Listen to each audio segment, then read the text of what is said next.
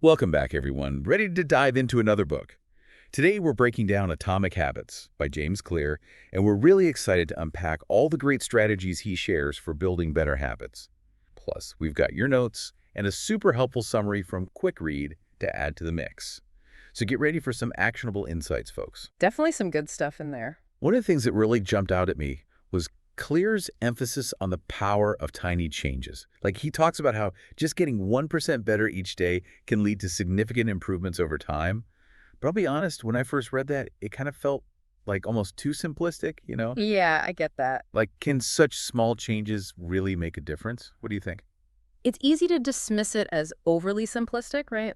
But when you really think about it, those small, consistent actions, they really do add up over time. Imagine, for example, you're trying to learn a new language. Let's say you commit to just 5 minutes of practice each day. Okay, 5 minutes. That feels doable. Right. And it might not seem like much in the moment, but over a year, that consistent effort translates to over 30 hours of practice. Wow. When you put it that way, it seems much more significant. Exactly. And it's not just about the time commitment either. It's the fact that you're showing up consistently, building that habit, and reinforcing those neural pathways in your brain. So it's like you're training your brain to embrace that new habit, even if it's just for a few minutes each day. Exactly. It's about making it a part of your routine so it becomes almost automatic. That makes a lot of sense. It's not about finding huge chunks of time or making these drastic changes all at once. It's about incorporating those small, manageable actions into our already busy lives. Absolutely. And one of the best ways to do that, Clore argues, is through this idea of habit stacking, which I think is brilliant. Oh, yeah, I remember reading about that. What exactly is habit stacking again? So it's basically linking a new habit to an existing one that you already do consistently. Okay, like what? Give me an example. Okay, let's say you want to start a daily meditation practice, but you're struggling to find the time. Yeah, that's a common one. Right. So instead of trying to carve out a separate time in your day, you could try stacking it with an existing habit, like brushing your teeth. So I'd meditate for like 5 minutes right after I brush my teeth each morning. Exactly. And the act of brushing your teeth becomes the cue for your meditation practice. It's like your brain starts associating those two actions together. I love that. It's like you're creating these little triggers throughout your day to prompt those healthy habits. Exactly. And the more you can automate those habits, the less you have to rely on willpower, which we all know can be sickle. So true. Willpower is definitely not my strong suit. But okay, so we've talked about the power of tiny changes and this concept of habit stacking. But how do we actually go from like intention to action? How do we make those new habits stick long term? Well, Clear breaks it down into 4 stages: cue, craving response, and reward. Cue, craving, response, reward. I feel like we need to unpack that a bit. It sounds more complicated than it is, I promise. It's essentially a feedback loop that happens in your brain. Okay, so walk me through it. Okay, so let's say you want to make it a habit to go for a walk after lunch each day. Okay, I like that goal. The cue in this case could be something as simple as setting a reminder on your phone for 1 p.m. So the cue is like the trigger that initiates the habit loop. Exactly. Now, the craving is the why behind the habit. It's the reason you want to go for that walk. Like in this case, it could be wanting to get some fresh air, clear my head, get my body moving. Exactly. It's the feeling you're seeking, the benefit you're after. Okay, so I've got my cue, my craving. What's next? The response is the easiest part. It's the actual habit itself, going for the walk. And finally, the reward is that feeling of accomplishment, that sense of well-being I get from moving my body and getting outside. Exactly. And that reward reinforces the habit, making it more likely that you'll repeat it the next day. I like how it all ties together. It's like each step in the loop sets the stage for the next one.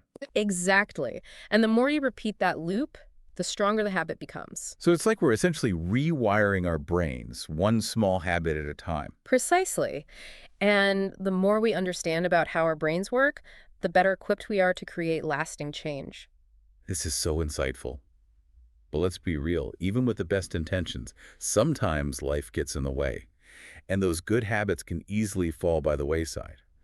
So how do we stay motivated, especially when we're dealing with those habits that don't have an immediate payoff, like saving for retirement or eating healthy? That's where those tiny rewards come in handy. Like, what? Give me an example. Okay, let's say you're trying to break the habit of impulse purchases. Oh, that's a tough one. I'm definitely guilty of that. Every time you resist that urge to buy something you don't need, you could transfer, say, $5 into a special savings account that you're earmarking for something fun. Okay, So I'm rewarding myself for making the responsible choice. Exactly. You're essentially retraining your brain to associate positive feelings with saving money rather than spending it. That's brilliant. It's about creating that positive feedback loop that keeps you motivated. So we're not just relying on willpower here. We're using these strategic rewards to kind of hack our brains into building better habits. Exactly. And it's amazing how effective these small tweaks can be. This is all such great stuff, and I know we've only just scratched the surface of atomic habits. But before we dive deeper, let's take a quick break to hear a word from our sponsors. And when we come back, we'll explore even more powerful strategies for making those habits stick. Okay, we're back and ready to dive back into atomic habits. Lots more to unpack. For sure. So before the break, we were talking about the importance of rewarding ourselves for those, like, not so fun habits. But what about those times when motivation alone isn't enough? What does Clear say about staying on track when things get tough? Well, he talks a lot about the power of visual progress tracking. Okay, so like using a habit tracker app or something. Exactly. Or even just a simple notebook where you check off each day, you stick to your habit. I've tried that before, but I always end up like abandoning it after a few weeks. I hear you. It's easy to fall off the wagon. But Clear argues that there's something incredibly powerful about visually seeing your progress, even if it's just a small streak. It's like it makes it more real, you know? Exactly. It taps into our brain's reward system. And I guess it also makes you less likely to like break the chain once you've got a good streak going. Precisely. And speaking of staying motivated, let's not forget about the power of accountability. Oh, yeah, I was just thinking about that. I'm way more likely to follow through on something if I know someone's going to ask me about it. Right. It's like having that external motivation to keep you going. Did Clear have any, like, specific strategies for building an accountability? He did. He talks about everything from finding a workout buddy to joining a group of people with similar goals. Even just telling a friend or family member about your intentions can make a difference. It's like you're less likely to, like, let yourself down if you know someone else is in your corner cheering you on. Exactly. And it's not just about having someone to hold you accountable. It's about having that support system. Which can make all the difference, especially when you're trying to break those old, ingrained habits. Absolutely. It's like having a team of cheerleaders helping you across the finish line. I love that analogy. Okay, so we've got our habit trackers, our accountability buddies, but what about the actual habits themselves? I remember reading in the quick read summary about the importance of making your habits enjoyable. Because if you dread doing something, you're way less likely to stick with it, right? 100%. It's like trying to force yourself to eat broccoli when all you want is pizza. It's not sustainable. So true. So how do we make those, like, essential but not so thrilling habits more appealing? Well, Clear calls this temptation bundling. Oh, yeah. I remember reading about that. Yeah, It's like pairing something you want to do with something you need to do. you got it. For example, maybe you only let yourself watch your favorite TV show while you're on the treadmill. Oh, I like that. Or maybe I only let myself listen to my favorite podcast while I'm cleaning the kitchen. Exactly. You're basically tricking yourself into doing the things you know are good for you. I'm all about that. It's like finding those little loopholes that make healthy habits more sustainable. And it works. Our brains are wired to seek out pleasure and avoid pain, so if you can associate pleasure with those positive habits, you're much more likely to stick with them. It's all about working smarter, not harder. Right? Precisely. Yeah. And another way we can work smarter when it comes to habit change is by optimizing our environment. Okay, what does that mean exactly? Optimizing our environment. So think about it this way. Our surroundings are constantly influencing our behavior, whether we realize it or not. Like if there's a bowl of candy on the counter, I'm way more likely to grab a handful than if it's tucked away in a cupboard. Exactly.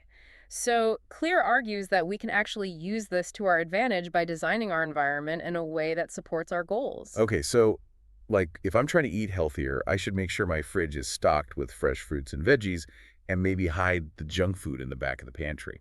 Exactly. Or if you're trying to read more, create a cozy reading nook in your home with a comfy chair, good lighting, and a stack of books you've been meaning to get to. I love those ideas. It's like you're setting yourself up for success before you even start. Exactly. It's all about removing those temptations and barriers that might derail your progress and making it as easy as possible to make the healthy choice.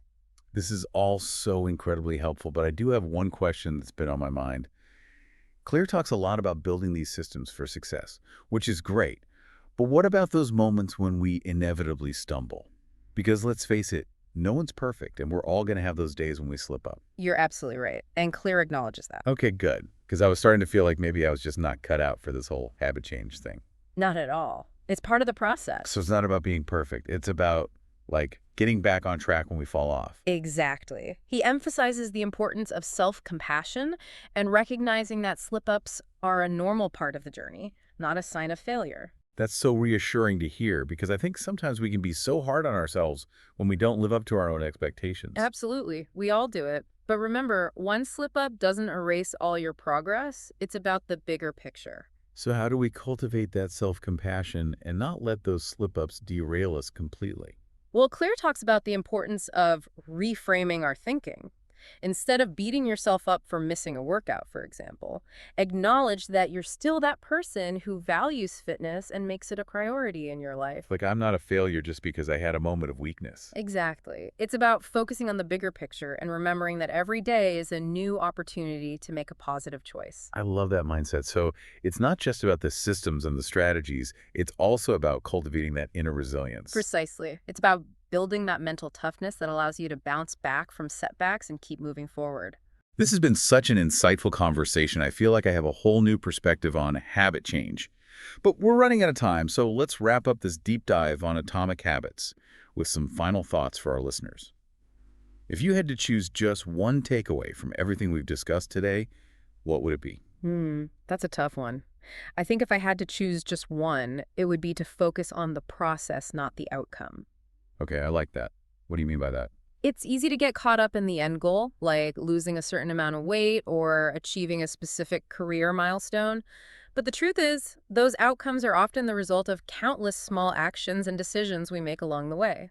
So it's about falling in love with the journey, not just the destination. Exactly. It's about finding joy in the process of becoming the best version of yourself, one tiny habit at a time. I love that. And that's a perfect note to end on. Thanks for joining us for this deep dive on atomic habits.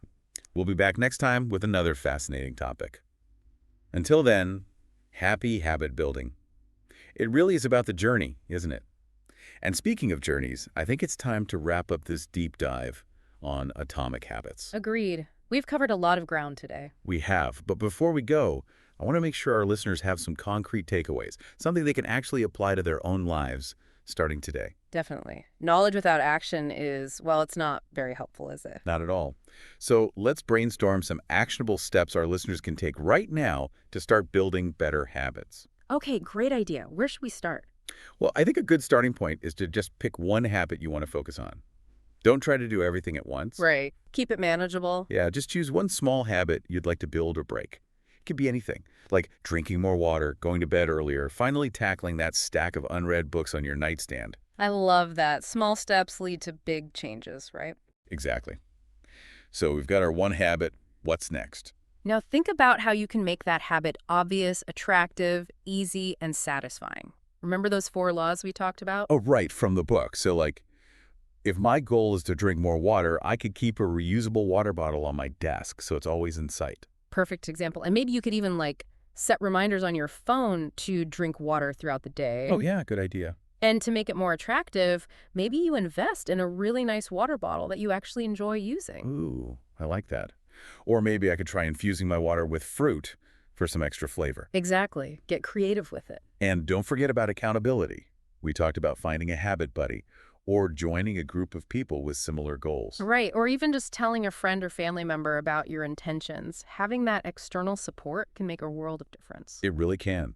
So to recap for our listeners, start small, make it obvious, attractive, easy, and satisfying, and don't be afraid to enlist some support along the way. That's a great summary. And remember, building better habits is a journey, not a destination. It's about progress, not perfection. Right. Exactly. So be kind to yourself, celebrate your wins, and don't give up if you have a setback or two along the way. I love that. This has been such an inspiring conversation. I feel empowered to tackle my own habits now. Me too. It's amazing how much of a difference small changes can make. They really can. And on that note, we're going to wrap up this episode of The Deep Dive. A huge thank you to our expert for joining us today and sharing all of these amazing insights on atomic habits. Thanks for having me. It was a pleasure diving deep with you both. And thank you, dear listeners, for tuning in. We hope you'll join us next time for another insightful deep dive. Until then, Happy habit building, everyone.